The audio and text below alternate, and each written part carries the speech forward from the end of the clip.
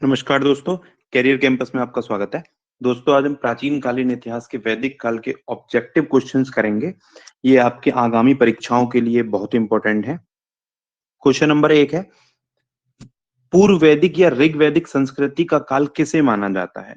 Option number 1 है 1500 से 1000 ईसा पूर्व। ऑप्शन नंबर 2 है 1000 से 600 ईसा पूर्व।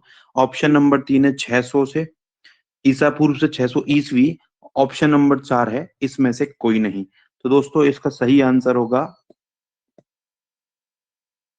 1500 से 1000 ईसा पूर्व।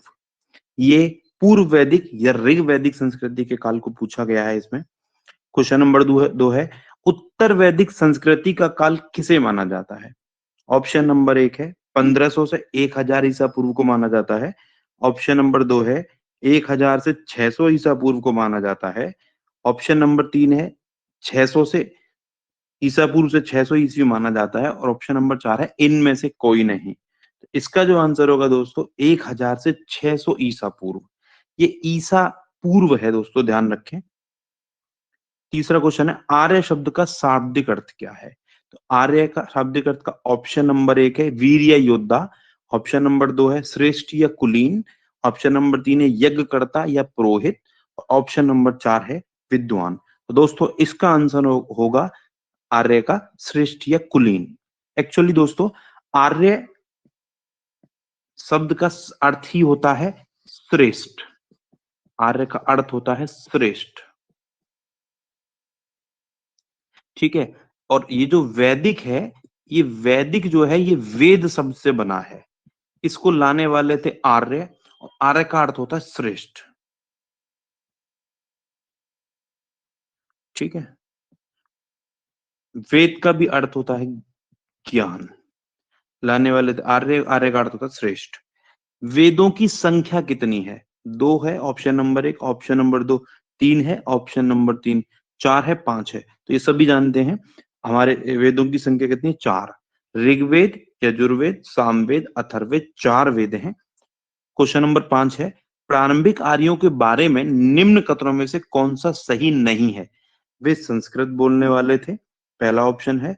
दूसरा, वे घुड़सवारी किया करते थे। तीसरा ऑप्शन है वे कई झुंडों में भारत पहुंचे।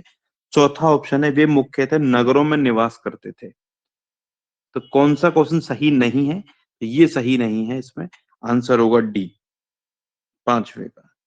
नेक्स्ट छठा क्वेश्चन है, इनमें से किस फसल का ज्ञान वैदिक काल के लोगों को नहीं था? ऑप्शन नंबर 1 जौ। ऑप्शन नंबर 2 गेहूं।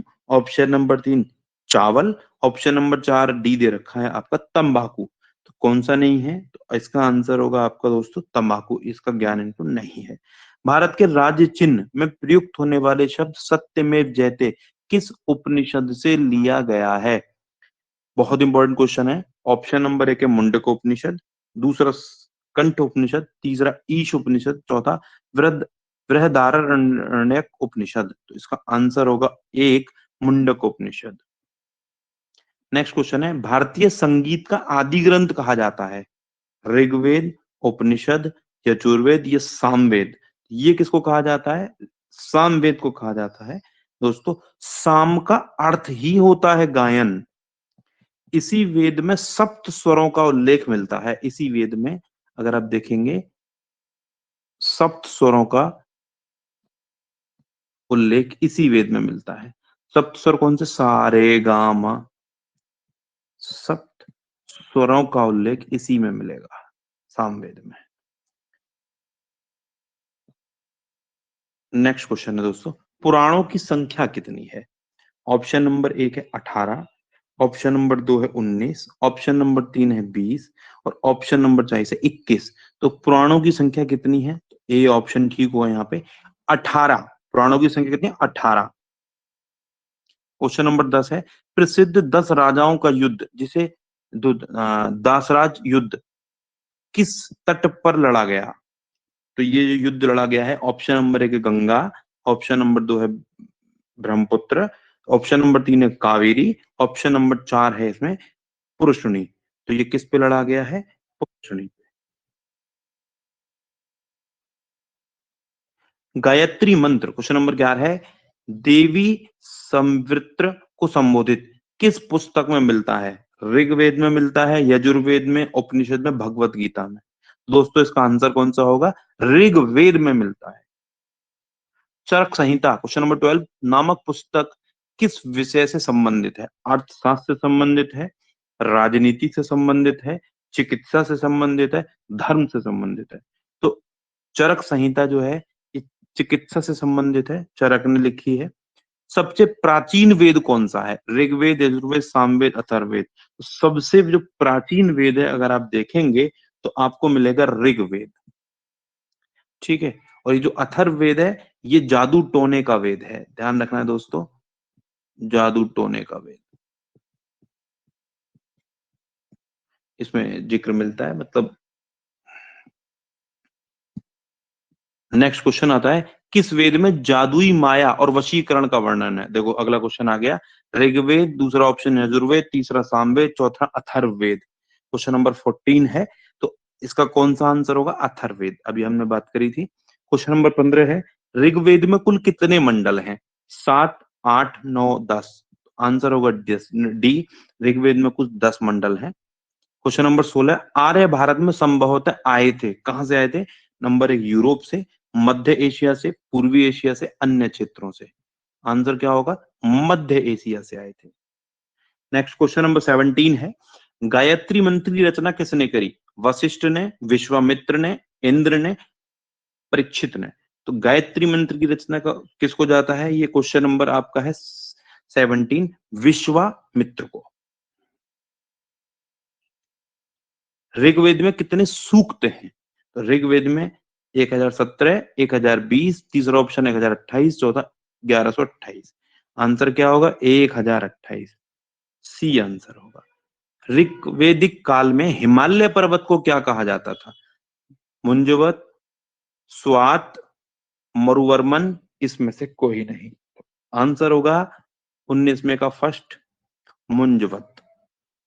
निम्नलिखित में से किस नदी को ऋग्वेद में माते तमा, देवी तमा, नदी तमा संबोधित किया गया है?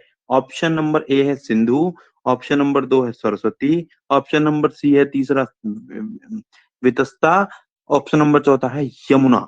आंसर क्वेश्चन नंबर 20 का होगा, आप देखिए दोस्तों, सरस्वती। ऋग्वेद में क्वेश्चन नंबर 21 है, क्वेश्चन नंबर, ऋग्वेद में वर्णित देवताओं में सबसे प्रमुख देवता कौन थे? इंद्र, विष्णु, तीसरा है सूर्य, और चौथे हैं ब्रह्मा। तो इसमें सबसे ज्यादा प्रमुख देवता कौन है? तो इसमें आपका कौन सा आंसर होगा? इंद्र, इसमें सबसे प्रमुख देवता आएंगे। नेक्स्ट, सर्वाधिक ऋग्वैदिक सूक्त किसको समर्पित हैं? ऑप्शन नंबर ए है अग्नि को, ऑप्शन नंबर बी है इंद्र को, ऑप्शन नंबर सी है रुद्र को, ऑप्शन नंबर डी है विष्णु को? तो इसका आंसर होगा आपका बी, इंद्र को।